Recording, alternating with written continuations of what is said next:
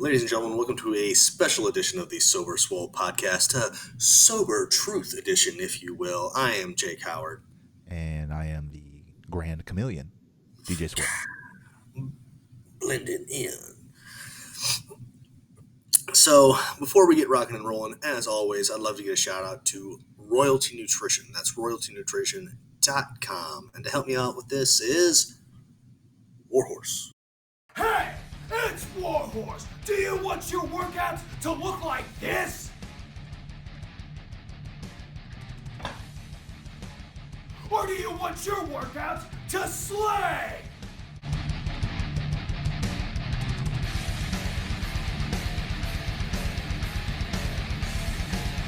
When Warhorse picks his pre-workout, he wants it to slay. If you want second place, go with somebody else. If you want to be a champion, go with Royalty Nutrition.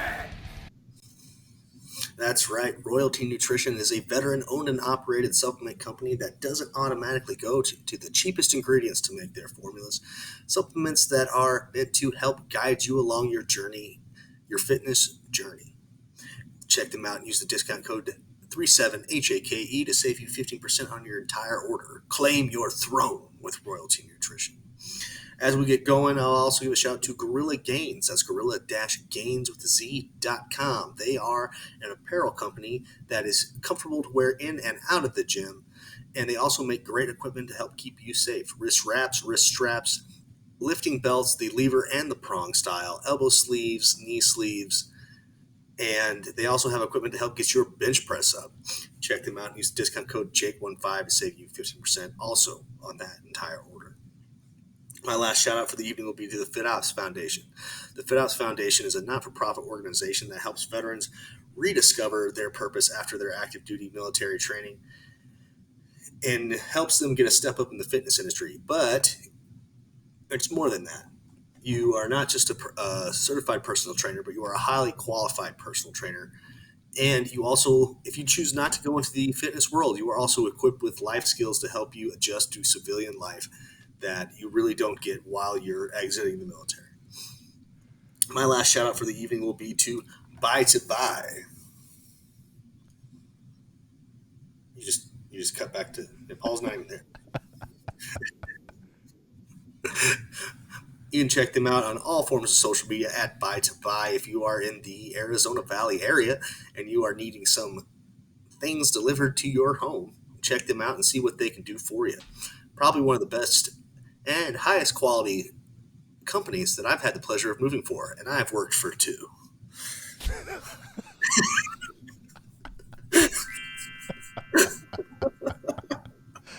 Awesome, man. Thank you for that endorsement. That's amazing. I got you, buddy.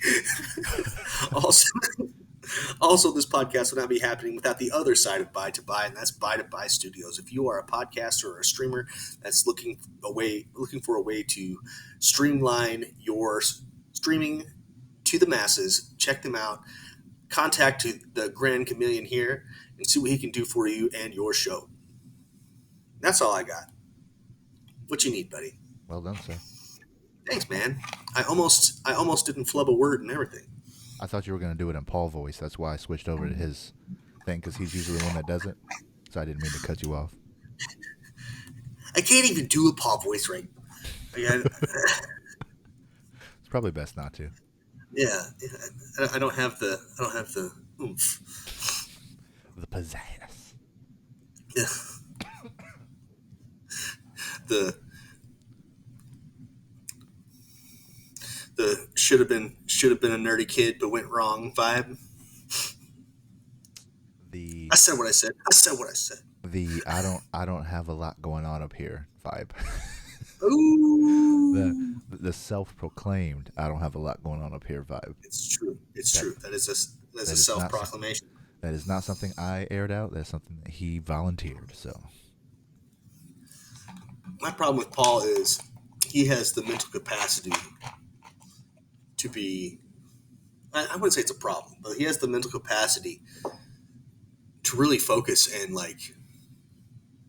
use his ability to learn things and to grow in such different ways that he chooses to. But I mean, as long as the man's happy. Yeah, I think that if he got hyper focused on something, he'd just super well at it. Hmm. And Yeah.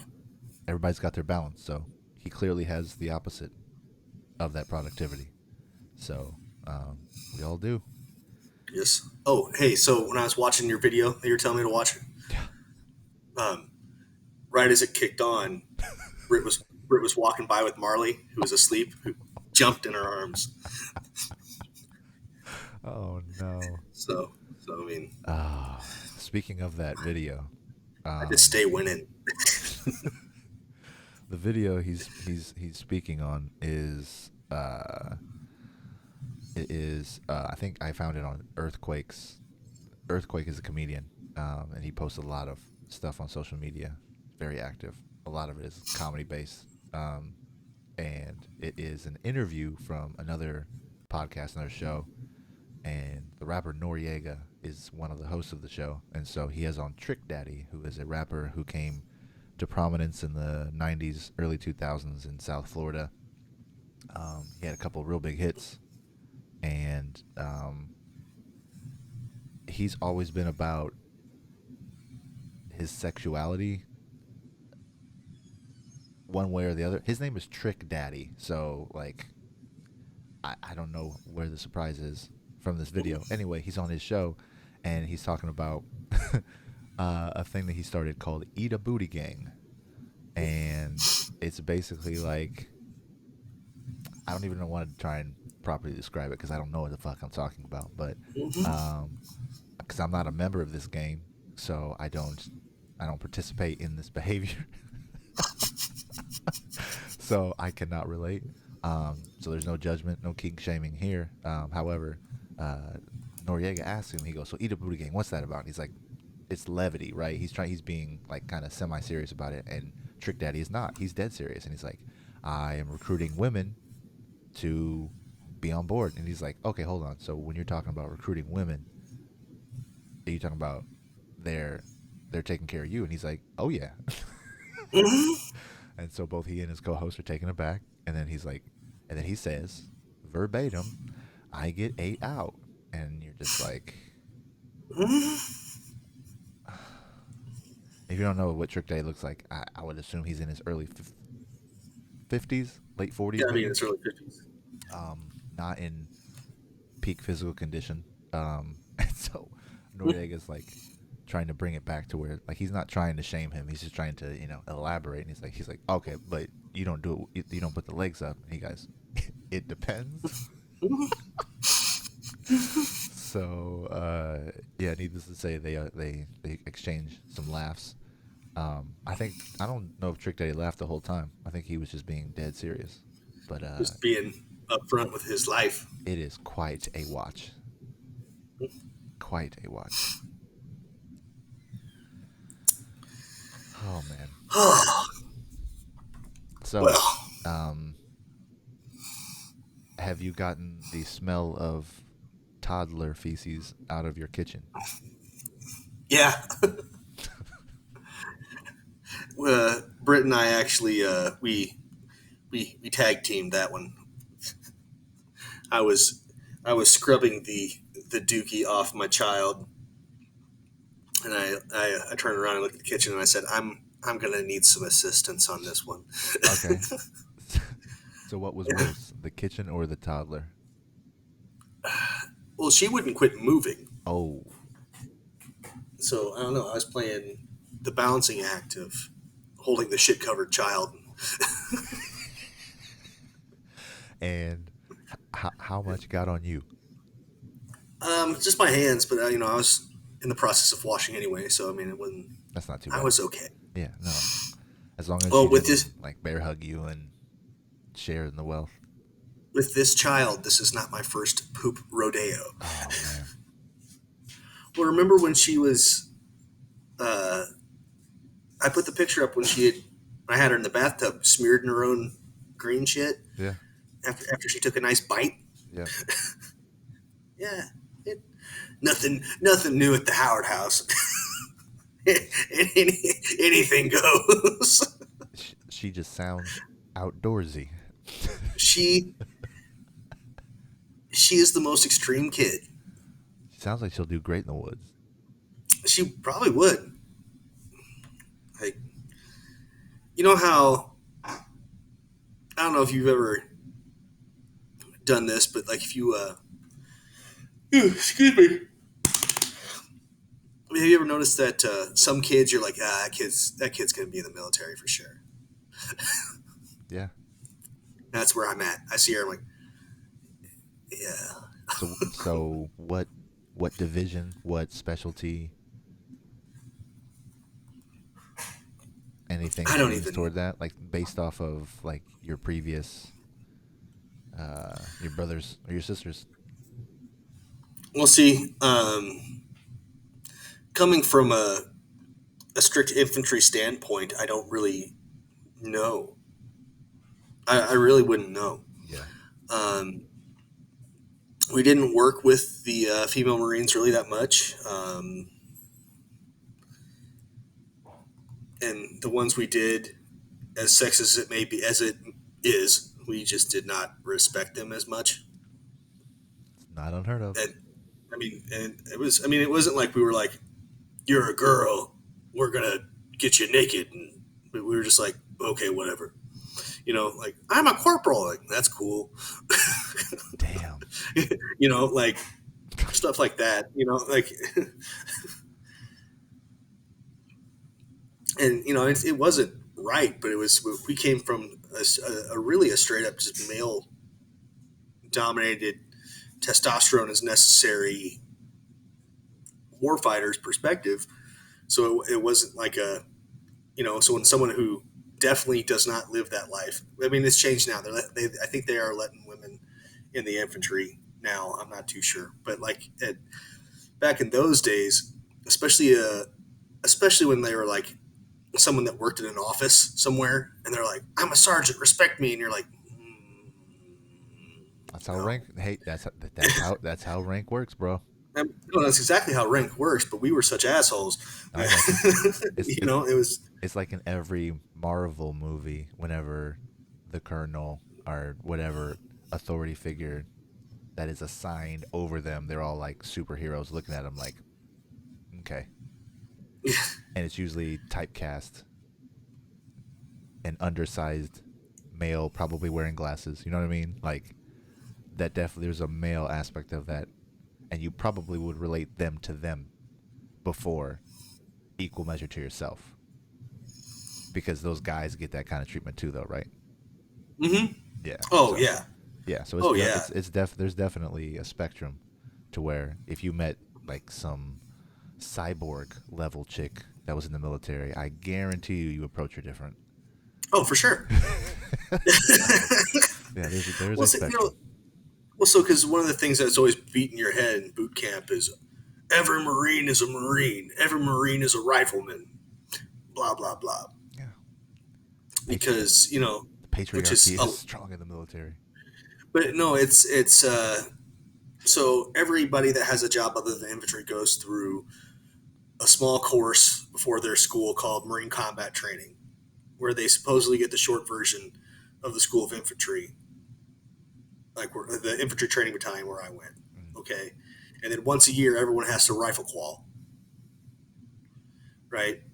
And so the whole premise behind that is um, every Marine should have the same combat efficiency as the infantry. Yeah, yeah, yeah. And then that's just it's utter horseshit. Did you ever It, see G.I. Jane? no, I never watched that movie. You should watch it. I'm curious of your opinion on that movie. Well, see, my whole thing is if there is any human being, I don't care what their gender is or who they identify as or what they're doing, if they can do what um, They I can do the did, job. Yeah. they can do the job under the same um, guidelines and restrictions that I had. More power to you. Come on, let's go. Yep. But we had all these people that no matter no matter how many every Marine or rifleman they were, it's just your life is cushy, and I don't respect you. But you also have to understand that's a byproduct of the recruitment system too, right? No, I definitely do. Yeah. Like, so when I was recruited, they said you can do whatever you want. You know, in the Marine Corps, you can have any job here, and I said infantry. So because I was 18 and stupid, was 17 and stupid, and and no matter what your job is, you're supposed to take a matter of pride of you're better than the other group that supposedly could do what you do, but there's no way they can. It's just it's a camaraderie building thing, and the whole thing with being in the infantry was like, no, you can't do what I do. And we live and breathe this shit. Yeah. And No. and for me personally, I wasn't the best at it, but I know I was better than the guy that drove the tank. And that's why he drove the tank. That was because that's what he did. That's what he trained for all day. That was his whole purpose. Yeah. My whole purpose was, and that's not saying that there aren't outliers in specific job fields that do shit way better than guys in the infantry in a shining moment. Yeah. And you know what I mean? Like, I know a cook, one of my boys, we had him on the show. It was Randy Lloyd, who was the bodybuilder, powerlifter talk. Gotcha. He was a cook, but he got into some fucking shit when he was in the Army. Just plop, plop, plop, plop, plop. Yeah. So, I'd go fight with Randy anytime because I know that he's got that switch in his head. It's like go time. Yeah. Yeah. No doubt. And there's a lot of So, police officers who are like just traffic cops. mm-hmm. And some officers who will never discharge their weapon. Like, I'm assuming simply due to a lack of experience, a lack of, I won't say airtime, but like game time, whatever, Yeah. whatever that means. Like, you know what I mean? Like if you're, it's just like it's like starters and bench players. You don't expect your bench player to come on and contribute more than your starter, right? Right. They're there to be a catalyst one way or the other, either defensive or offensive, to give your team, your starters, an advantage when they're back in the game. Like, so you wouldn't trust them with the last shot. Right. Poor pun, but it translates. So, like, I just realized how bad of a pun that was. You got him, Kevin. I was talking about basketball, and it's the only way to talk. You got him. Get him, Kevin. What's that movie? The Other Guys. Will Ferrell and Mark Wahlberg. There you go, partners. There you go. Hey, they see you. She was moving quickly. There was a blur. She's fast.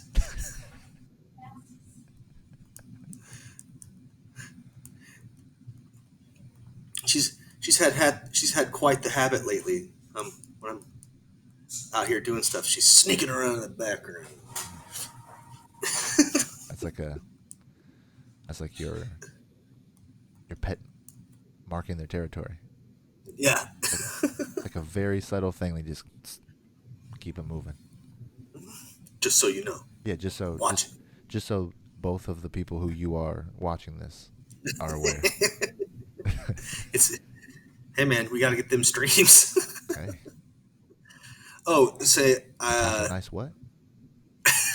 No. But so just because I said that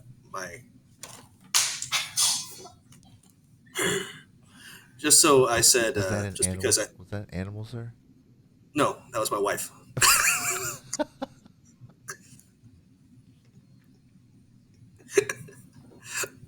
She got butt smacks on the way through. Is she on the ground? What's going on? Yeah, she's crawling behind me. I don't know. Gotcha. She's obviously doing things that are very important. Could not wait. Could not wait. She's pulling. Could not have been done earlier. She's pulling a Dez right now. Is what she's doing. No, she's been way more quiet than Des would be. Yeah, that is true. That is true. Des would be on your lap by now. Hey. What? What? What'd you say? What? Okay, I'm gonna stop. I'm gonna stop. I'm sorry. We're done. Sorry. No, but no, just because I was talking about Ruth being probably in the military at some point doesn't mean I'm going to not actively discourage it. Oh, yes, you would. I would. It's like a football player And saying, "Nope, not my kids." yeah, well, see, it has nothing to do with lack of patriotism, and truthfully, if it's something that she feels compelled and needed to do, then obviously she's going to be compelled and need to do it, and she's going to do it. But I don't foresee freedoms being protected by the United States military still anytime in the near future. And that's once again, that's not diminishing any good work we do or would do, but it's the military's whole purpose is we're really not we should not be the world police. We should not be the world police. The military should be about home defense, and if somebody wants some for real, not just some trumped up horse shit, they can come get it. You let the dog off the leash, but our dog has been off the leash for so long that it's become feral, and it's just not as effective as it should be. So, how does that translate into the event you are participating in? Oh, so this episode will not be out. It'll be out after I go and do it. Sure. But there is an organization called End the Damn Wars, and they are holding rallies all over the United States. The main one is obviously in Washington, D.C., but they're holding them on September 11th. And it's join us in D.C. on September 11th for a post-partisan rally against U.S. wars and interventionism, and demand accountability from security agencies and their war crimes. So I got invited by the secretary of the Arizona Libertarian Party to come and speak, and I tossed it around for a while, just because I'm not scared of public speaking, but it was more of if I'm going to get up in front of a crowd of people I don't know, especially a multi-partisan crowd where political beliefs are not going to be aligned 100%, or maybe even at some point moral. I'd rather I want my what I want to say to be able to convey how I feel in a way that won't chap too many asses. Because I mean, at the end of the day, no matter what speech you give, there's going to be some people that like it and some people that hate it, and a bunch of people in the middle. Yep. But so I got invited to come up and talk at this rally in Scottsdale on September 11th, and it is at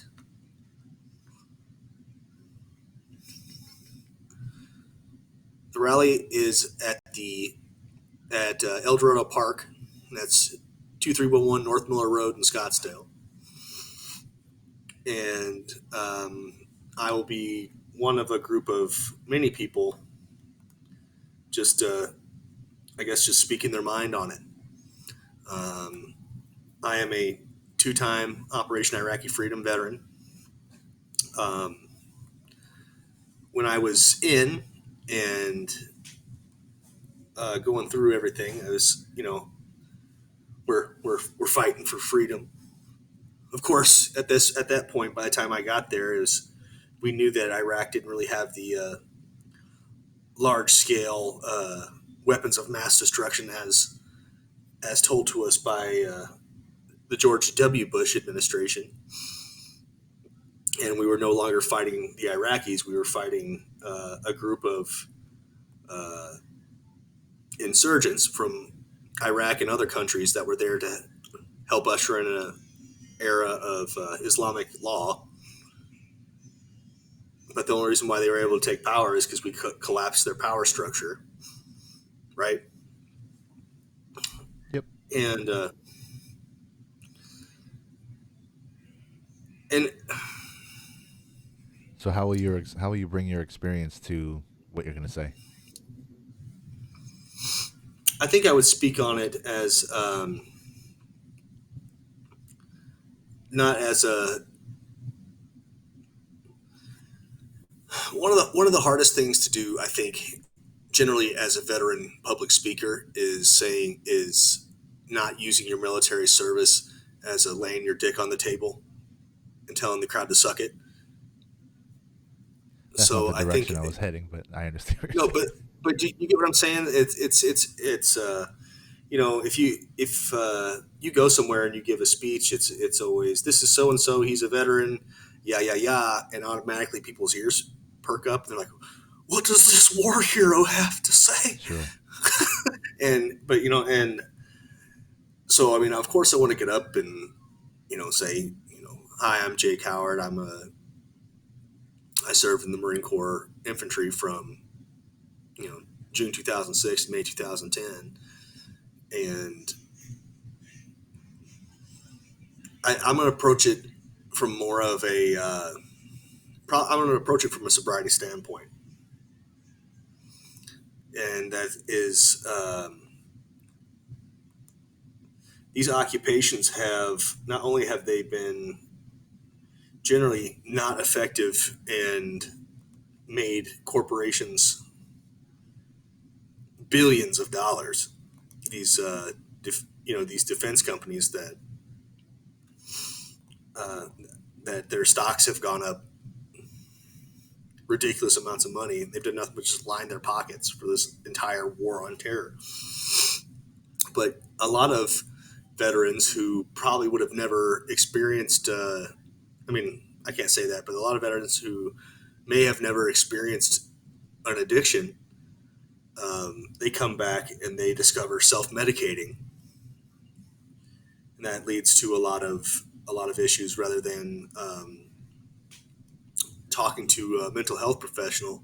They just get involved in their drug of choice to a point so much that they end up lashing out or die Right. or kill themselves. And then Do you have you had any conversations with FitOps about you speaking? no, Because I think, I mean, just based off of what I'm hearing from you now, it sounds like approaching it from the FitOps perspective, because there's a lot of sobriety tied into that too, right? there used to be. I know my class was heavily focused on it, but they kind of stepped away from it and Okay. focused more on a more on the general mental health and, and really coping with being a civilian. Yeah. But you were pretty heavy into your substance abuse use in the military, correct? Yes, yeah, yeah. The first drug I ever knowingly acknowledgingly did was cocaine. And I was 19. We were back home from Iraq. Yeah. So I think that's important though, because there's going to be levels to and how on why people get on board with the end all wars movement would be not only from a monetary standpoint and not only from or taxation, but also like you said, occupying these countries we don't have any business being in. We're just doing it on the to the benefit of the companies you mentioned. Um, Hmm. as the premise, and then just layering it under patriotism and whatever. Um, but you get to use your experience and the angle through FitOps, how you used it to find your sobriety, because of the decision making that you made at that time, how it was influenced by your alcoholism. Was I That's something that can universally be understood by differing ideologies in the crowd. Yep. And like I tied it into the sober caucus. What is that? So the sober caucus is it's something that my boy Drew is starting, and he's looking on how to get the ins and outs. and it's not a it's not like a it's an issue based um, caucus. It's not like a where the like the Mises Caucus or like the in the House of Representatives they had the Freedom Caucus or whatever, right? It's the group of people that this is that's what they talk about and that's what how they vote or whatever. This Sure. so actually the Sober Caucus is really focused on drug legalization and it's What? it's a bunch of it's a bunch of people in recovery talking about how to end the drug war, basically Okay, the so war on drugs. end all Yeah. wars includes the drug war. Very good. Well, I mean, I'll throw that in there for sure. But Yeah, yeah, this rally is definitely about the American illegal occupations throughout the world. sure. No, I mean those are, but those, a lot of those are fueled by the drug trade, right? Absolutely. Yeah. So I mean, you don't have to look, you don't have to do a deep internet search to find a mainstream movie that was based off of real events and it had to do with, had ties with, the cartels and the military. Like it's not a secret. So, um, that's just me on the outside looking in, um, wanting you to feel comfortable, as comfortable as you could publicly speaking, but just tapping into that because you can talk about that for days and Hmm. fuck anyone's opinion who has some kind of reservation based off of your experience, whether they're a prude or whatever that means. I feel like it's a very easy way to shield yourself from that scrutiny because, like you said, you're gonna rub somebody the wrong way just because, Hmm. or they'll find a reason to find something wrong with what you said because of what you look like or because you remind them of of someone. Whatever the reason is, people will. I do have a very generic white man face, and I get confused for somebody's cousin a lot. There you go. So, There you go. There you go. And in these problematic times, it's easy for people to only see that hmm. or to use that to mask what you said, to mask and not really hear what you say. Yep.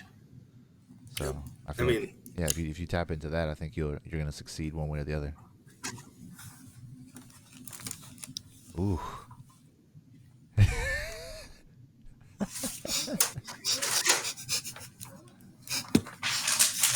welcome to the show, babe.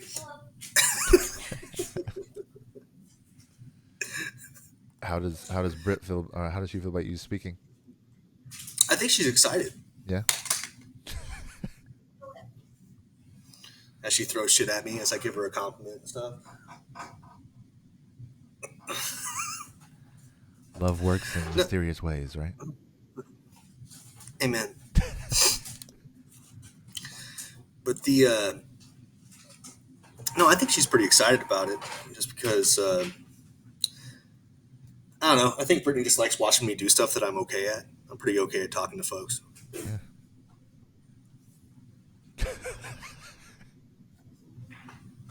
Something tells me this is not going to go in your favor. She's always there. Yeah. Uh, How am I supposed to talk shit? Wide awake, right behind me. This is horseshit.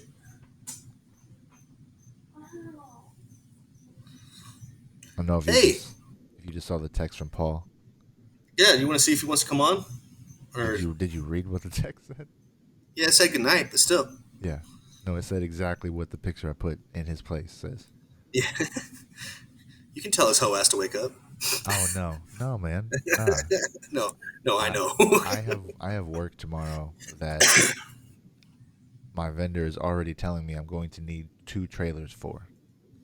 Nice. Yeah, so I'm walking into that tomorrow morning. So I have no idea how long it's gonna be tomorrow, but it's gonna be a long day, and I'm very happy I just got my truck worked on. So hopefully, I'm going to Florence. Where is that? Ooh, beautiful Florence is actually out past me.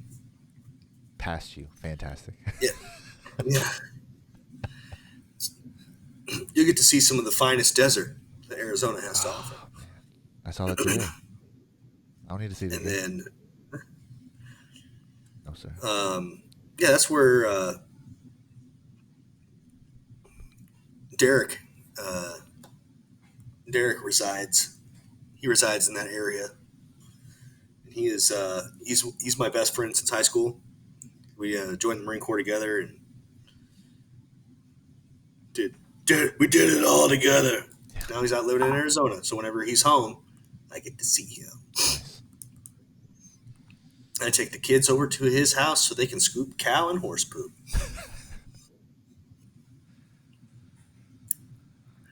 Because I believe in teaching kids hard work and scooping some shit. Really brings you back down. If you're ever thinking that your shit doesn't stink, you need to be surrounded by some shit. Speaking of that, I am in the thick of my daughter's on the flip side of their gung ho approach to, yeah, we'll clean up the poop from a dog if we get one, to, oh man, it's like pulling out teeth. Yeah. Got a pooper scooper, got baggies, they have all the necessary tools. It's literally just them doing it. And yeah, along with the plants out front, along with fun Well, times. Wyatt has two main jobs that he's supposed to do. Is feed the dogs before bed, and then he and I will go outside and do dog maintenance. But he always forgets. Always. How convenient. Yeah, kids doing kid shit, Yeah. You can't just hit them anymore, you gotta send them down. Let me solo you when you talk like that, sir. when I bust out my ignorant voice, Yeah. Jay, back in my day, you used to be able to punch a kid in the mouth for being dumb. Yeah, giving Adrian Peterson vibes. AP did nothing wrong. Oh. But things are different in Texas, man. Holy hell. Speaking of, I am fresh back off of my adventure that I had in Texas. I am COVID tested and COVID free.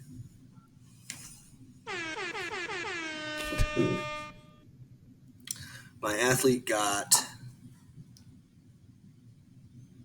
fourth place in his novice class and fifth place in the open, and it's going to be his last show for a while as he is getting ready to be a father. Very cool. First timer? It's his first time. He and his wife are welcoming a boy. So happy for them, Mr. and Mrs. Garrett Stewart, Garrett and Sydney. But Britt came and we brought Ruth and Marley, and I think Brittany has a better appreciation of what I do now.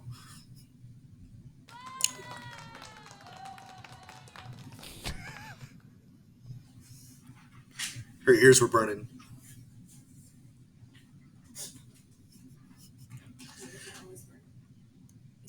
She said something, but I can't hear as it is, and I'm wearing these noise-canceling headphones, so Right. hopefully it got picked up. I have no idea. She is talking that shit. No. Oh. Yeah, I mean, what do you expect? She's got them Latina shit-talking vibes coming out strong. That's my butt.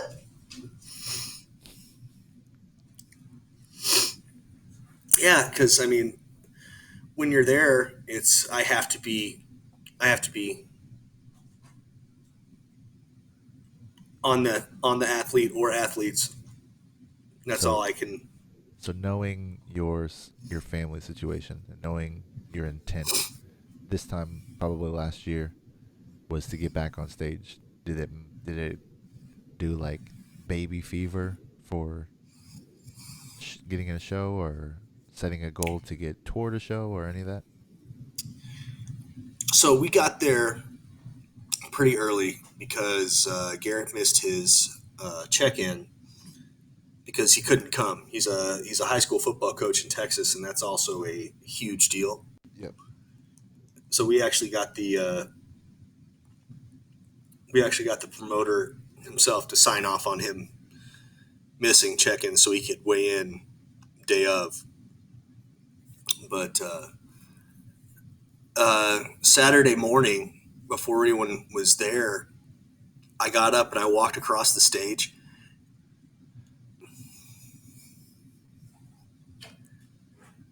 You felt nothing? Felt nothing. No urge to pose?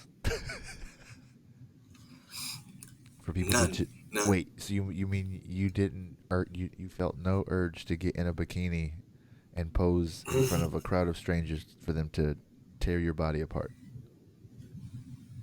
Yeah, but like that was the thrill of it because it wasn't like competing for me was always look what I did, look what I have done for me.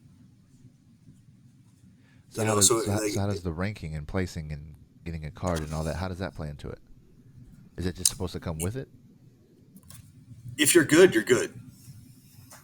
So you don't. So if you get Um, like a fifth place finish, you don't say, "Oh, I was better than the third and fourth place guy."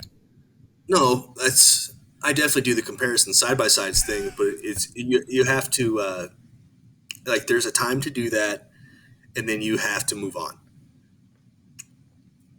Like What is that window for it's you? for me 48 hours, a week? How probably a couple quickly? months Whoa! Seriously? because yeah, Okay. because as you're coming back into things and you're getting back into your everything kind of balancing out, you know, and your hormones are all over the place. It's I mean, it's hard. Like so my first show was the one I kind of did. I did like on my own, and I came in 100% way too flat and stringy, but I was shredded, right? And I only did the novice, so I won the novice, but it was only me and this other guy who he got in shape for the first time. You know, that's why he was doing the show. But like, it was me and him in lightweight, and So you had a on favorable any, bracket. I had a quite favorable bracket, and so if I would have went and did the Open too, I would have been first place in the Open, nationally qualified in my first show. But I didn't want that. That's a whole nother tale. But then I took some time off to do some growing, and then I worked with Leah Denny and her ex husband, and I looked phenomenal when I did the Texas State Championship, and um, I missed like they combined a weight class, so it bumped me from being lightweight into middleweight by like 4/10 of a pound, right? So and then the weight class change up, no one told anybody about. They just did it and said best of luck to you. And I got the doors blown off of me because I'm a lightweight guy standing next to all these guys who look like giants compared to me. And even though they're just middleweight guys, and so that chapped my ass, just simply because of how everything went down. And then I didn't feel bad about the last time I got on stage. Everyone that beat me. So you got over that one That pretty quick. oh yeah, like that day I was like Yeah, right. sure. But I was more upset for my athletes. My so Bree, who we had on the show, she was my. I had I had another bodybuilder. That's Big John. I had Alyssa Ray in figure, and I had Bree Cardenas in bikini. And Bree got fifth in the Open, but I think she got overlooked. She for sure got overlooked. And then in novice, they did the thing where they combined like two high classes into one. So she was on stage with like 25 plus other women. So they straight up just weren't judging that. There's no way. Alyssa got second because she screwed off on her diet, but that was her national qualification that she was working for. Big John was doing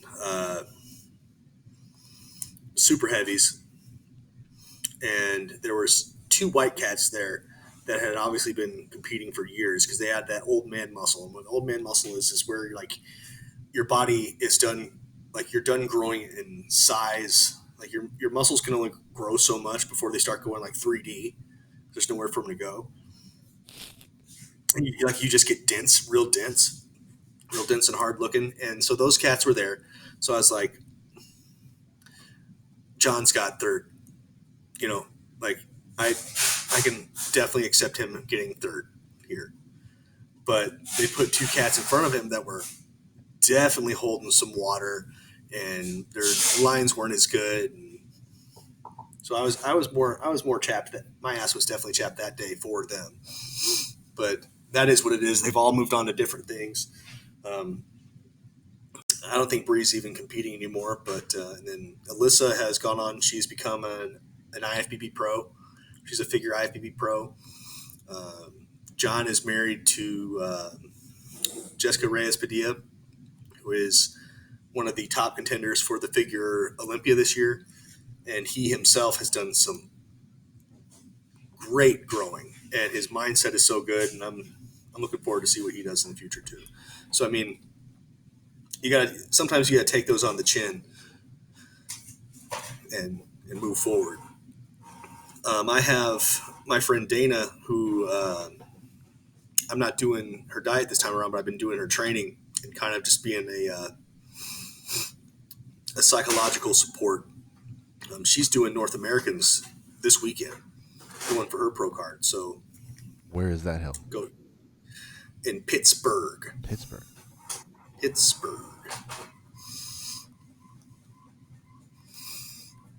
It's very exciting times. Hello, wife. Is that a is that a fax machine? What was that noise? That's the printer. She's Okay. So do you remember Audrey? I do. She was one of the she was one of the ladies that came into town. We had her and JM on the show. Was it vegan? Not so much anymore. Yeah. Okay. Yeah. Um, her and Brittany have a really great friendship, and every year for the past 3 or 4 years now, they send each other um, Halloween boxes Okay. filled with spooky Halloweeny themey stuff. So they're So so they're like pen pals. they're like pen pals, yeah. Cute. It's super cute. Get. Yeah. So that's what she's doing. She's printing her labels. And it is just now September 1st. It is just now September 1st.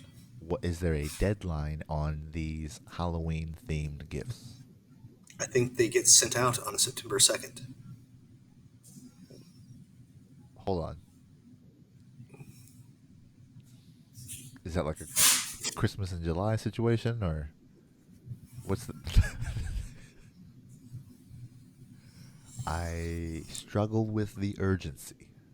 You know, that's something you're going to have to sit down and talk to those ladies about because I nod my head. Oh no, that conversation is definitely not happening. More power to them. Makes no sense on this end. Hey, It's, doesn't have to. it's their yeah, exactly. It's their thing, so great for them. Yep. And I love my wife. So is that like just pack? Is that packaging tape in the background? Yes, it is. Damn, sounds like she is serious? Is there a budget? I don't think so. Well, I mean, there it has to depends. be, but I mean, I because mean, like I'm just thinking of my experience with White Elephant or whatever that's called, where you do a gift exchange, and to make people who are either cheap or would not spend money on a gift, there's always going to be somebody who's going to try to showboat, right? So it's like right. they put a cap on it so no one no one feels bad. Mhm. Uh, So I think they're both responsible enough ladies that they're I don't know, man. going. I when I give people gifts, like I remember when I did that, I wanted to find something that was unique, and if that meant spending more than what the limit was, then I was going to do that just so that way it felt less generic, doing a very generic thing. Um, I mean, I'm a married guy, so no matter who I got, my budget was going to be capped anyway. Mhm. So I was never trying to get crazy, but like, yeah, um, that's that. I've never been part of something like that, so I'm curious how much of my one upsmanship would come out trying to do better than the previous year. Well, that's like Tom Segura and Bert Kreischer. They try and one up each other every year for their birthdays. And now you're talking comedians with millions of dollars. Right, right, right. Getting stupid gifts for one another. What kind of ridiculous shit can we do this year? Oh.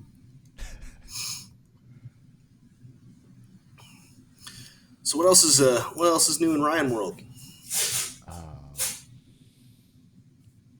Adjusting to being drop off dad. So tomorrow they want me on the road by 8:30, which means I've got to be there no later than 8, which means that Hmm. my daughter's alarm or the bell for her first class or check-in, whatever they call that, is at 7:25. So I have the trailer hitched up. Hmm. um, but I'm gonna leave it at the house because the school is like 3 blocks away. Yeah. But I've got to come back and tap in and take off. So Just pull up a fucking chair. why is she trying to Spider-Man her way around being seen? I don't know.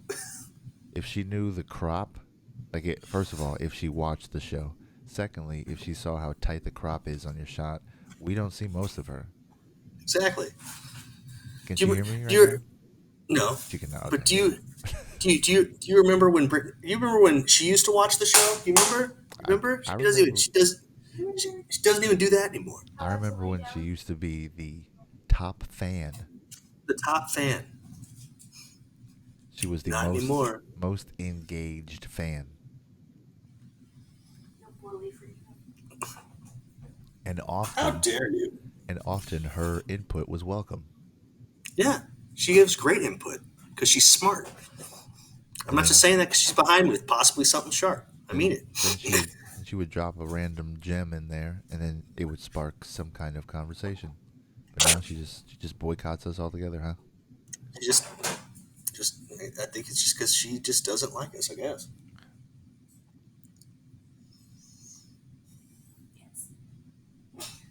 This She is said yes. this is your version of the gift exchange that doesn't make sense. Yeah. Yours Yeah. is just spread out on a weekly basis. They do it real big once a year. Mhm. All day, every day.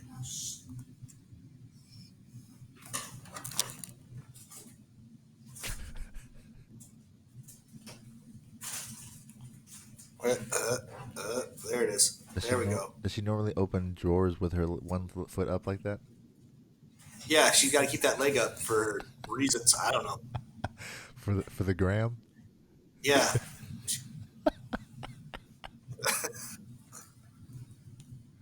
You know what I mean? Like there are certain there's like a template to how selfies are taken online now. Oh yeah. So one leg has to be up, the leg, the chin. I don't know what it is. Got to hit the booty pop. I don't feel like I look good enough to be worthy of those moments. Hey, buddy. No, there's You no are. that. You are. And I want you to chase your dreams. And if you're gonna take booty shots with the gram, you just do it, buddy. You just go and you make your make your dreams happen. Okay? I didn't think there was a way to make me regret this, but sir. Listen, I've been in the fitness industry for a long time. You want some sunshine blowing up your ass? I got you, dog. Ooh, there it is. There it is. There is the inner. There's the inner coach coming out. You can do it. If you can dream it, you can do it. No, man. Like my younger brother, he got test headshots done, and it's a damn shame no one ever saw them because he is a beautiful specimen of the male of a male. So I've come to terms with that a long time ago, and that was after repeated input from my female friends who were 3 years older than him, who would come over to the house and be like, "That's your little that's your little brother," and in a Yeah. tone they did not use with me. So Yeah. yeah, I understood what that meant. So I've come to terms with it. So it's not that's not coming from a place of insecurity. That is just awareness. It's probably how my brothers feel. Easy. You better be So careful at that rally, sir. that's yeah. You come up That's looking. but that's an old time Howard family tradition. Is when we'd all get together for family dinners, and then either in the middle of dinner or after, the plates have been cleared and the ladies had all gone out to the living room to talk about who died and who's pregnant or Overeating, right? whatever. Yeah. Um, we'd all sit at the table and we'd argue about who was the best looking. Oh no. Yeah, I mean, and I won every time, but I mean, the other guys would say the same thing. How would this be judged? How does the majority rule in this situation? How many votes? There, well, see, the problem is there is no majority rule. Um, Everybody votes Just- for themselves. we're all cocky sons of bitches, Oh boy. except Jordan. God bless him. Yeah. God love him. He's he's got a touch of that tism. So I mean, Hey, maybe he's hot on the spectrum. hey man, he's got to be gorgeous. Yeah, everybody's somewhere. got their thing. My favorite thing in the world was when he had his. It's not my favorite thing in the world, but it's always funny to me. He had a high school girlfriend who was also on the spectrum, and he'd sit down and he'd be like, I don't know, I don't think I like her. Oh, I don't, I don't, I don't, I don't want her to be my girlfriend anymore. Well, buddy, you gotta tell her. Yeah, but if I tell her, it'll hurt her feelings. It's like, well, yeah, that's part of it. Oh man. Oh, okay. do you like get to see So- a visual of that, him processing that in real time? That's amazing. Oh yeah. And then he came home and one day he's like, I told her, but I don't think she got it. Ooh. I go, what do you mean? He goes, well, I told her that I don't want us to be boyfriend and girlfriend anymore, but she still wants to hang out. I said, yeah, buddy, you might want to. He really didn't like her company. Yeah, he was over it. Yeah. That's tough. Well, see, and then it went on for like a while, to where he had to like ease his way out of her life for her, because I'm trying I to don't know if you know this. imagine what that looks like. Well, I don't know if you know this, but with a lot of autistic people, like everything's based on their routine, Sure. and once you break that routine, Yep. that's Dunzo. when it all hits the fan. It's all bad. So he had to like slowly quit answering phone calls and slowly, like, it was a process. It took a while. That's crazy, man. Yep. But I think that was the That's last one. that's the healthiest route. Yeah. Yeah. And but now they haven't done it in a while, but he does a Dungeons and Dragons Twitch stream with his buddies, and That's dope. um, before uh, before COVID was a thing, I guess they had such a name in their community. They get booths at like conventions and play like live D&D. Where's the Here. legitimate dopeness? And That's he's awesome. a brony. He's a what? He's a brony. What does that mean? That is grown adult men that like My Little Pony. Yes. Okay. Yep. Um, I could not help but make fun of him. I couldn't. Had to. Oh no. Had to. Like, are you He's talking my about brother. like yeah, razzing, right? Oh yeah, he's my brother, and I love him, and I openly support his happiness for whatever it is he wants to do. But like, Or giving you shit the entire time. I had to. I had to. Like, I am. Is there I'm anything the more close. inclusive than that?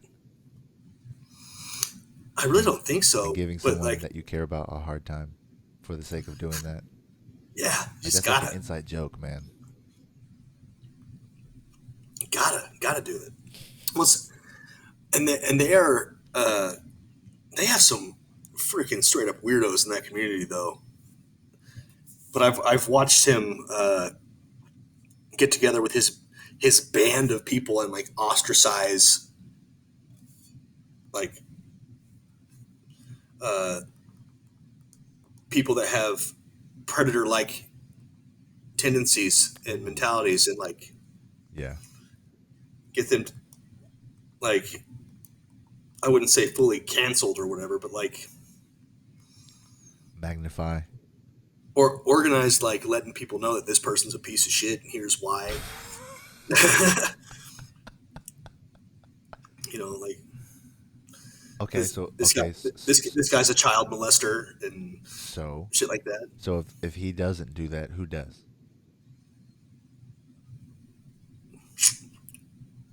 The rest of them, I guess. I don't Because there's a level of importance to doing that. No. know. Yeah. Oh, so, for sure. Yeah. So the intentions are good. The intentions are really good. Is I he mean, and I don't. is he catty? Does he have like a catty, like a petty person? Does he have a level of pettiness to what he does? No, No. no. I like the thing about him, and it's something that I wholeheartedly commend, and I'm kind of jealous of in a lot of ways. Is he really is a pure dude? I mean, of course he does, you know, his own things and his own quirks and things, but like, I don't think I've ever seen him truthfully ever really outright hate somebody. It's always been for a purpose, and then once the purpose is done, it's okay. Yep. 90-degree angle, moving on. Yep. Which is so mind blowing to me. Like I've seen him talk to kids that were like mean to him, bullies to him, and like in school growing up, and just being, you know, in his own way, just, I acknowledge your presence. Thank you for the conversation. But But he it's remembers. never like, But he remembers yeah, but it's, the reason why he you're- doesn't fuck with them. yes, and it's never like, you know, I hope you fall on a toothpick and the toothpick gets crammed up your pee hole. Like, you know, it's like, you know, like I don't think he has those kind of thoughts like I would definitely have. No doubt. Um, I mean, like for me, it's taken, for people that I have had issues with, it's taken me years sometimes to let go of some of like that, just that anger, that like hate. Like I had to work on letting it go. I don't think he has that issue. Yeah. that feels like an asset in my eyes. Mm-hmm. Oh man, I love autistic people. I love people. I love people on the spectrum because as someone who really gets into how people think I want to understand more. Like we talked about this today. Like I want to understand before I react more. And like every autistic person, like sure they have the same, not they don't have the same, but they could have like the same level of being on the spectrum, but they could think in totally parallel ways about the same thing. It's so interesting. Yeah. Well, like some of the best people I've met are just straight up autistic people. Some of my favorite shows on TV feature autistic folks. Whether that's the actual case or they're actors who portray that. Mm-hmm. And I think it's like instant perspective when you speak with someone like that's on the spectrum. When you speak with or when you're like we are talking about not today, but the last time we worked together talking about the Special Olympics and how you have the respect for people who participate in the Special Olympics, but they won't get the same notoriety as people in mainstream. So Mm-hmm. there's yeah, it's instant perspective every time you talk to someone because at the end at the premise always is you can't imagine the level of how uncomfortable they feel in their own skin talking to you being quote unquote a normie, Mm-hmm. whatever that label is. So no matter how uncomfortable you feel talking to them and with their not being able to make eye contact with you or their mannerisms, like just flipping that coin and you get immediate in my experience you get immediate perspective. So it's like it's not even like because when I meet strangers, there's a respect level. I'm going to talk to you in a specific manner. You talk to that if you share that with me, then that only goes higher. The respect free level Mm-hmm. for you only goes up, but it starts there's always a starting point. With them, I think that it's higher in my book because I understand the challenges they have. So that's twofold. One, I have more respect for people who acknowledge the difference and they lean in on that and they use that as self care and self confidence. And then you have people that you got dickheads on both sides, on all sides of everything. So there are people that I've met who've been on the spectrum and have not been pleasant, and I will operate away from them the same way as I would someone who's not. So Mm-hmm. it's very interesting to still have to decipher that the same way you would with someone who's a complete stranger. Um, and it's a challenge that I accept. The only people I've seen that are on the spectrum that aren't necessarily people I interact with are people I've seen online, and so they could just be claiming they're autistic to be an asshole. Sure. But you know, so I so I don't. But if I ever see, I'm actually pretty good at avoiding the Twitter argument When you look because I away. don't see. Well, see, I don't. I just don't. I just. I mean, like I'll read it. I'll read a thread, Yeah. but like I don't ever I don't ever get involved usually. I mean, it has to be something that really like chaps my ass, or I have to have a really bad day, and that's very far in between. Just because, why? Why am I going to argue with strangers on the internet? Because the Real Housewives, man, we've established that. Yeah. Yep. I mean, it's I like when I was younger and more immature. You bet. You bet. Real World, Road Rules, The Challenge, all of that shit. Watch it all. Yeah. Well, so I've I started watching that as I was older, but it was It's a time machine. I don't understand. Like, the way I see it is here's your point of view. I disagree. We're never going to interact past this point. So I don't see the reason. Why would I try and chastise you or convince you otherwise when I really don't give a fuck about who you are? That's it. That's an option. Yes. Yeah, I mean, like, if it was something that you and I disagreed on, I wouldn't do it on the internet either. I'd be like, hey, Yeah. I mean, so I think that there's my buddy from high school who's also uh, in the military.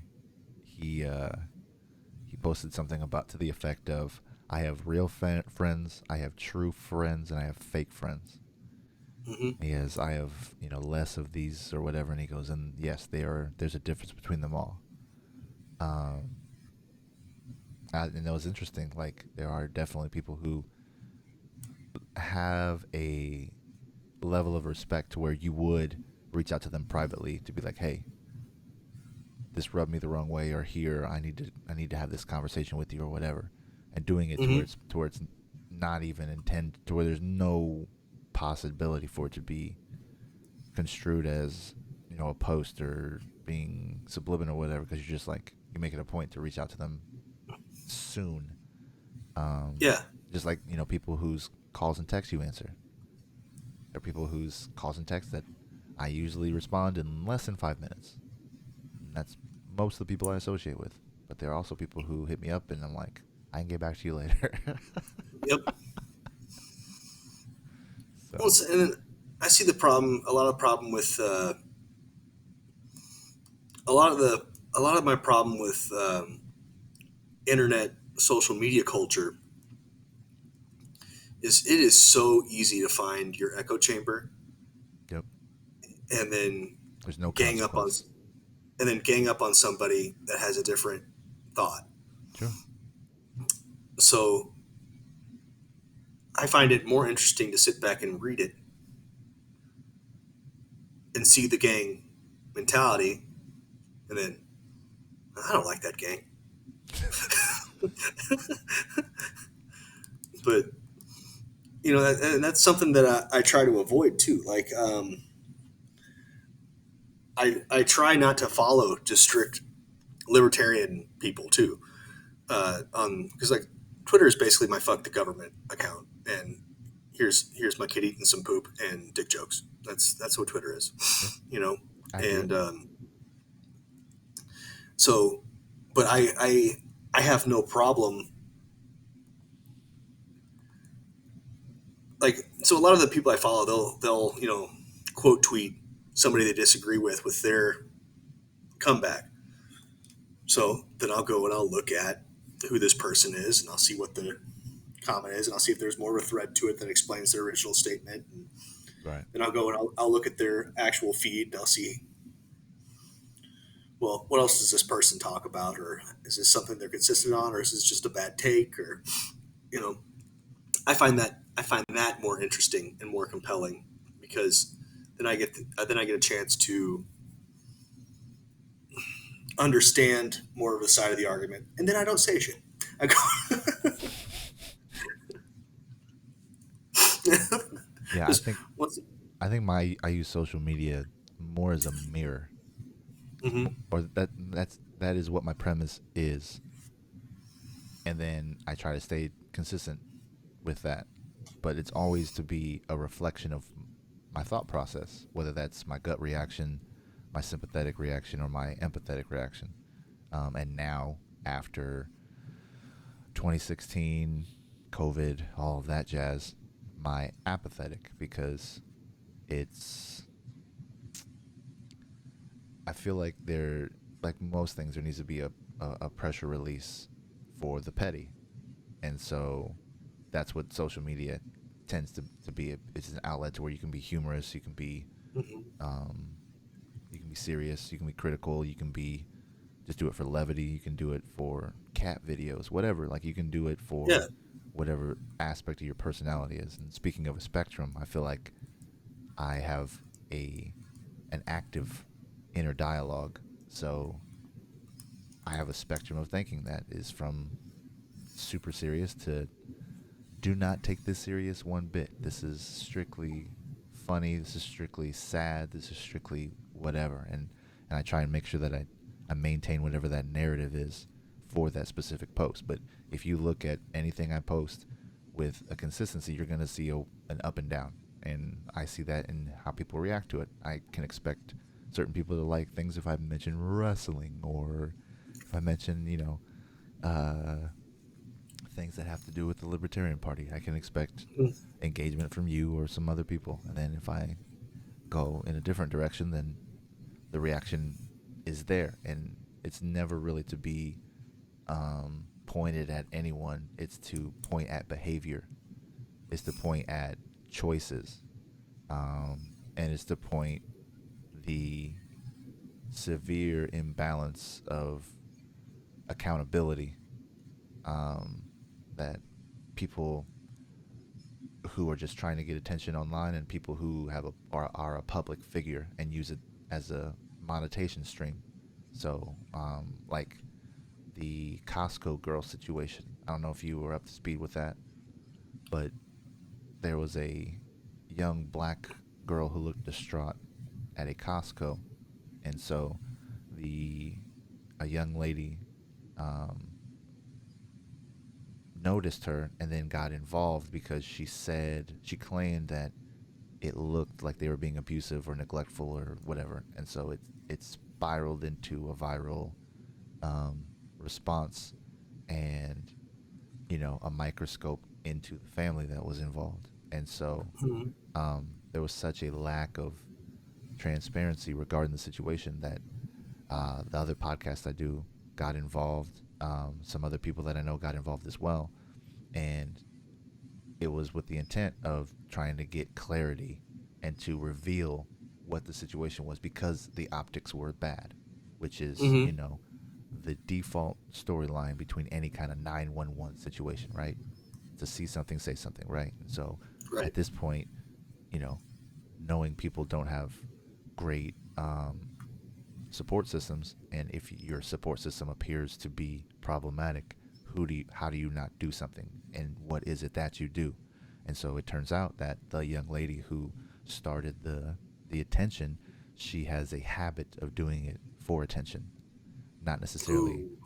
not necessarily for the benevolent purpose of bringing light to a circumstance, to a situation. So, but yeah, and then that turned into, I guess, her getting threats, and the police like tailing her and sitting outside of her house, and the whole story, the whole video that reveals the whole situation is like an hour and 19 minutes long. It is in depth. So, but we got caught up in that. We, trying to be on the forefront of what's going on, we brought it to the attention, and we approach it like we do most things, from the perspective of we don't know enough information, and Mm-hmm. in a time where a lot of people are involved in tragic situations with very little time invested in finding out what's going on.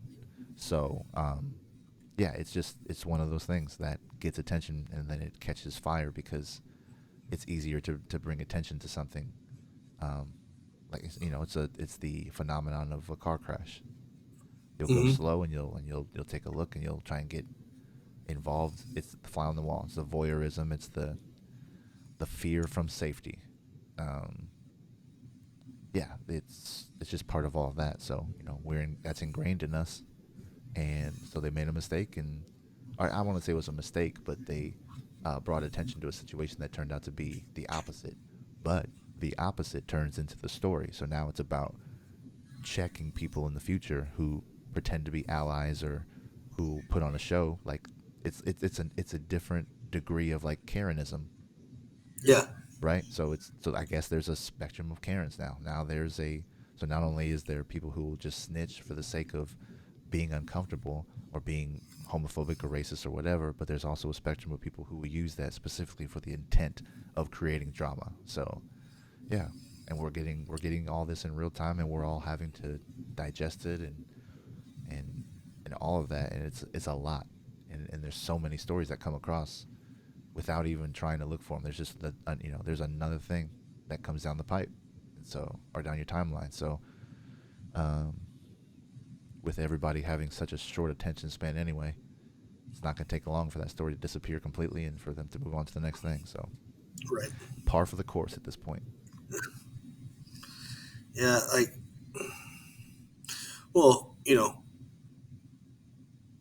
Well, Where did where did Save Palestine go? Where did where did Cuba go? Where Where did where Haiti did where did go? Where did where did where did Black Lives Matter go? no Black Lives Matter is most definitely still out there. Don't I would No, pause on that. well, well, I mean, but I'm saying like I'm talking about like with the extreme amount of attention that was going on.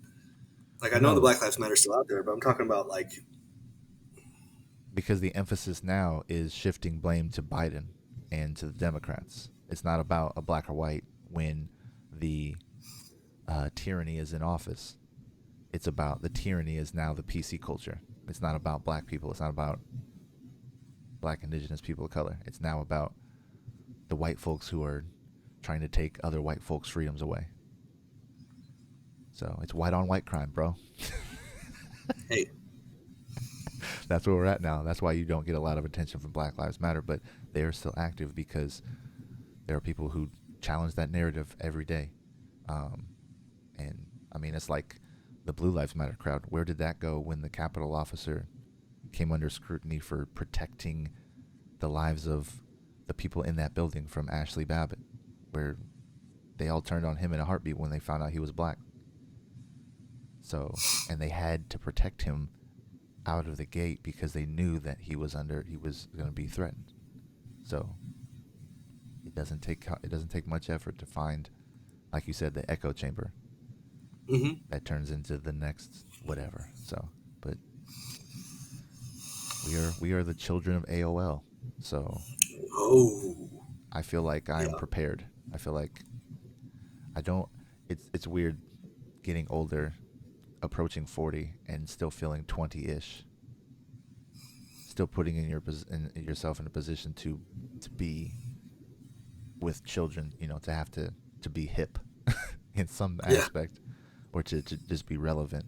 Um, and then having a platform and having access to all of this information and these stories. Like, you don't have to dig.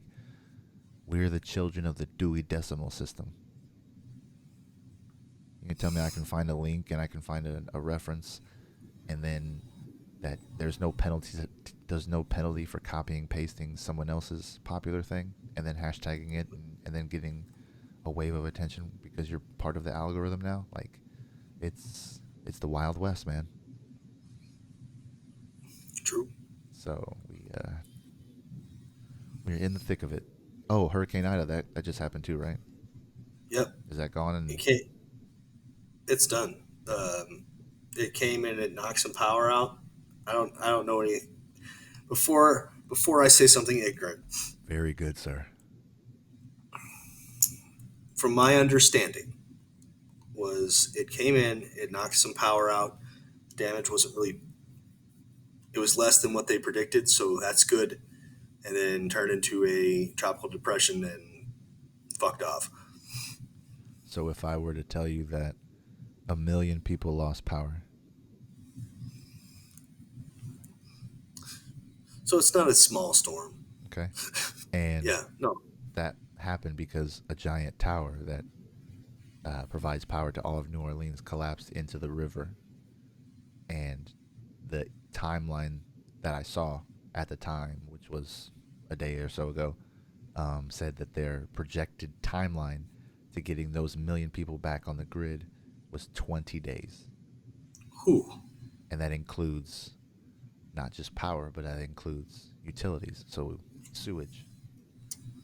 Um, that includes their local grocery store, or being able to get, you know, fucking Uber Eats right now in New Orleans.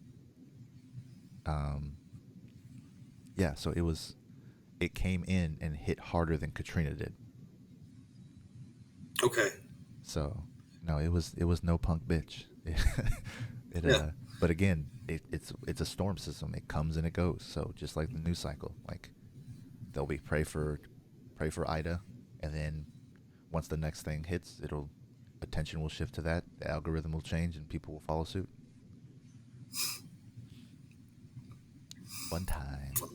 yeah, man. So I honestly, I've been purposely disconnecting myself from a lot, and it's I'm just tired. we've been over that too. Yep. Just because the The fatigue. constant barrage of here's the bad stuff going on now. Just, They don't make it difficult to disconnect. One, because most of everything you're talking about is a free public service that, or it might be a private entity, but it's made available to the public, and you just agree to their disclaimer, and you're good to go, and you're part of the stream. Um, but yeah, at any given time, you can just turn your phone off or delete the app, and you can completely remove yourself from the reality that is not pleasant. So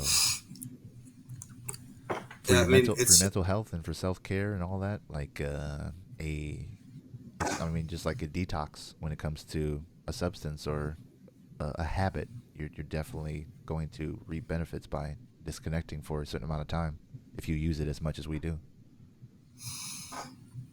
yeah, it's almost like my job is involved in social media and being up to date on stuff.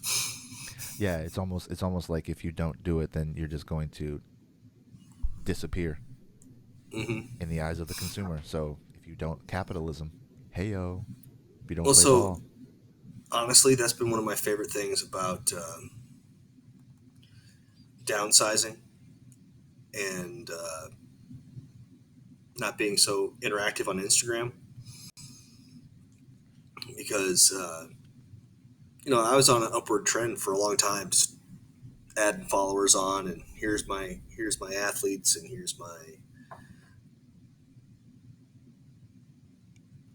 you know here's how I look, and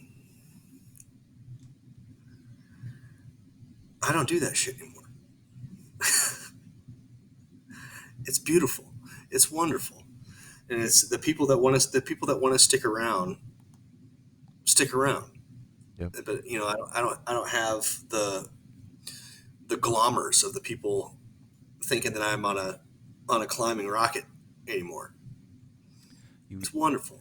I feel like you wind up being surrounded by people who I don't know, want to see you do well. It's weird. Hmm. And I mean, I'm not saying I have like the most interactive uh, follower base in the world either, but man, the people that do interact and want to interact, we end up usually having a have a good laugh or like just a quick conversation about nonsense that's totally unrelated. It's beautiful. I have a couple random celebrities that I get responses from, and like those interactions are unique, right? Hmm. Um, I have people who are creatives that I interact with who, again, engage, and like that's interesting to feel the inspiration and just being inspired by seeing other creatives do their things and go through their struggles and stuff like that. Like, I think that that's beautiful. That's an interesting. It's communication. That's very and the more that we age, the more difficult it becomes to make friends in person Hmm. because you everybody's got their shit, and at that point, everybody's just kind of like trying to make sure that they move forward with their own shit. Dude, When you're forced to be in proximity with everybody in high school, like you just kind of absorb everybody's stuff. did you know that Eddie Lacy lives out here? Eddie Lacy, Like, the running back from the Green Bay Packers, yes. did not know that. Well, do you know how I know that? Do not know. Because every once in a while, my boy Quentin, that lives out in Scottsdale, he's just kicking it with Eddie Lacy. That's like his buddy. Like, Dope, dope. Yeah, I randomly set up a living room and two bedrooms for the Arizona Cardinals first round draft pick. Just wound up being a customer and took care of business. so, oh, And hey. yeah, yeah, exactly. In this beautiful estate that I Hmm. needed, you know, I needed the password to the sound of exclusivity in order to enter. Hmm. I will get that drop very soon. I have it recorded. I just need to put it on here. I keep forgetting. uh, but yeah, it was super random, and his boys, were showing up, and they were like, just kind of you could tell the atmosphere. Like if you ever seen a show like Entourage, or if you've ever, you could tell they had those vibes of Yeah. they were there to support him, and it was the last preseason game was this past weekend, so the season's about to start. So he has a support system around him. So it was interesting to see that dynamic, and um, also the real estate agent who I exchanged information with because obviously he has some clientele that's pretty high profile. So that's an Hmm. interesting way to network, and also a possible end to have him on a show uh, to come on. But yeah, it was just a random thing to show up to work and for them to be like, oh, and the guys are buzzing because they're talking about who it's for, and I'm just like, I had no clue, didn't know, Hmm. and then I looked him up on the way there, and I was like, interesting. Oh. He was never there. I never spoke with him, but it was like, but just the atmosphere around the delivery was different, and that happens a lot with my job, and that's like the opposite, the very opposite of the office cubicle situation that I came from. So it's like it's hard work, but it feels very rewarding. So Well, like my bad joke I made to Paul today. So Paul isn't with us because he did he's been working a really uh, he's been working a long job out, and I can't remember where he said he was. It's not close, but I said something along the lines of, "I remember what work is. I miss it sometimes." Ha ha. absolutely But like, enjoy that um, domestication. I'm calling it my semi-retirement. Ooh, okay. Because sometimes I get a call like, "Hey Jake, I need some ass on a project." I'm like, "I'll stretch it. I got you. I can be there."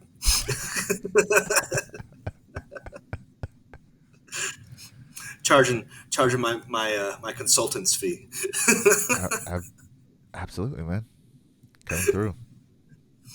But no, man, like I'm at the point now where it's I have my gym at home. I have my very select few people I work with, and I have my wife and my girls. And that's all I need. I don't give a damn. It's, That is it's like, the simple man's. That's a simple man's life right there. and that's all I've been striving to be. I was raised on Leonard Skinner. I am familiar with the Skinners of Leonard. Indeed. It's funny they because I was talking to the real estate agent about my experience with Peyton Manning and uh, Adam Vinatieri and Jeff Saturday, the guys from the Colts, when I was DJing at the local brewery, the local bar back home, and just again, it's the same atmosphere when you're dealing with people who are professional athletes. There's a different aura around the people. So who I've like grown to appreciate as he's developed his after football persona. not Eddie Lacy. No, I mean, like, I think Eddie Lacy would be a fun guy to kick it with, for sure. But I want to hang out with Pat McAfee. Is he the punter? He was the punter for the Colts. Yeah, Yes, yeah. because he is. So not only did he basically on a whim act on his lifelong professional wrestling fan and get trained by Rip Rogers, who was one of the best in the business to do it, but he actually had a great match with another guy named Adam Cole but now he's a commentator for SmackDown, and you can tell that he's like someone that's like a fan that really likes the business, on top of occasionally stepping in the ring and doing things. Right. So Dude, he actually wrestles. yeah, his match was actually really good too.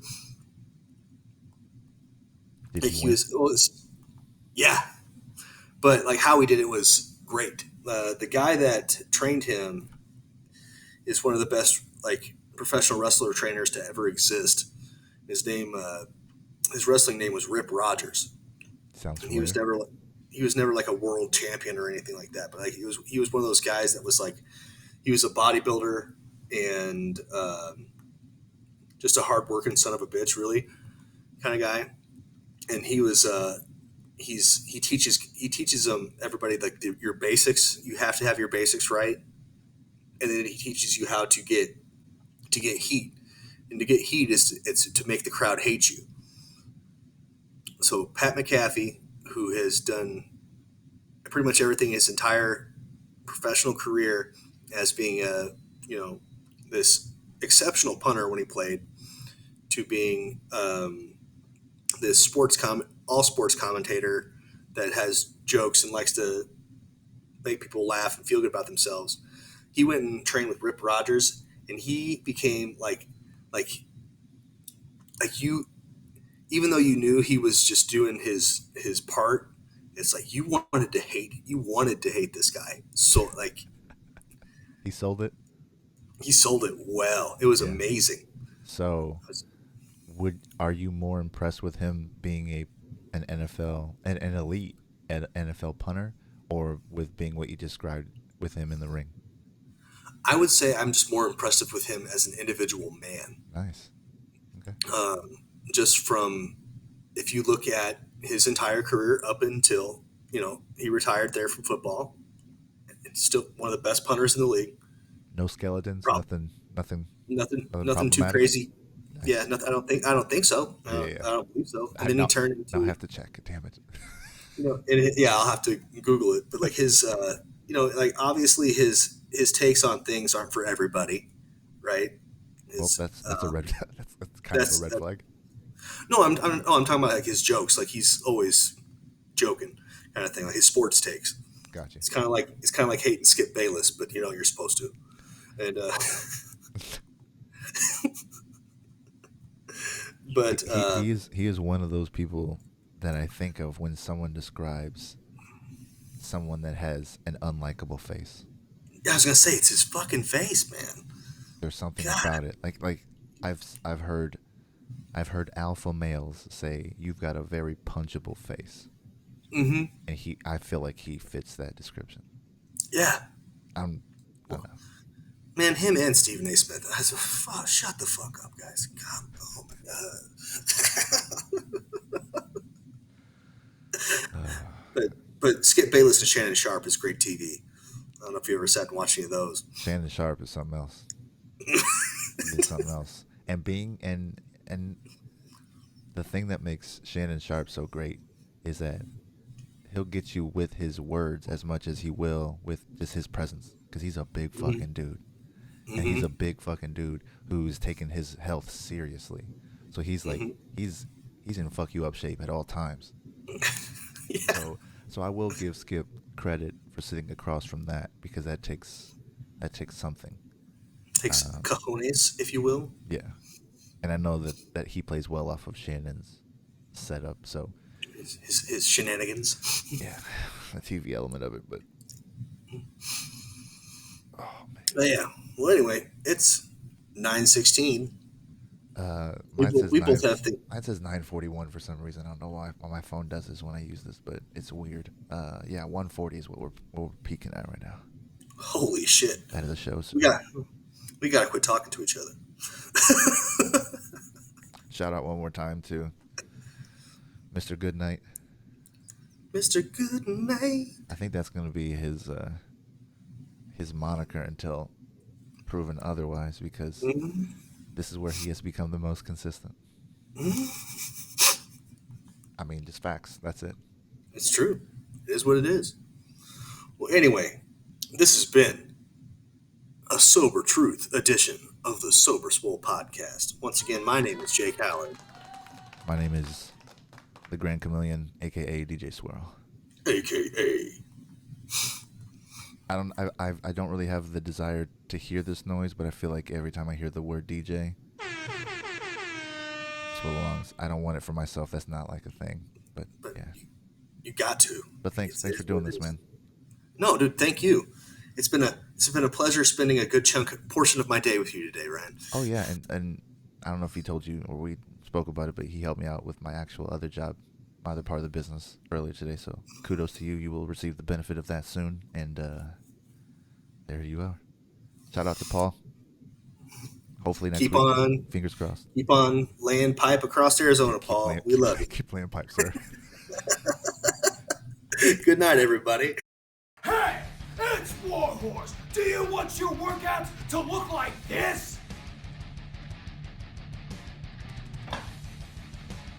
Or do you want your workouts to slay?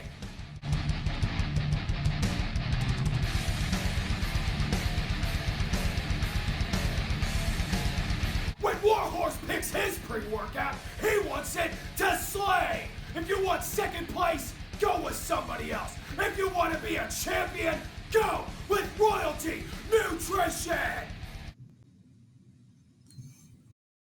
And there she blows.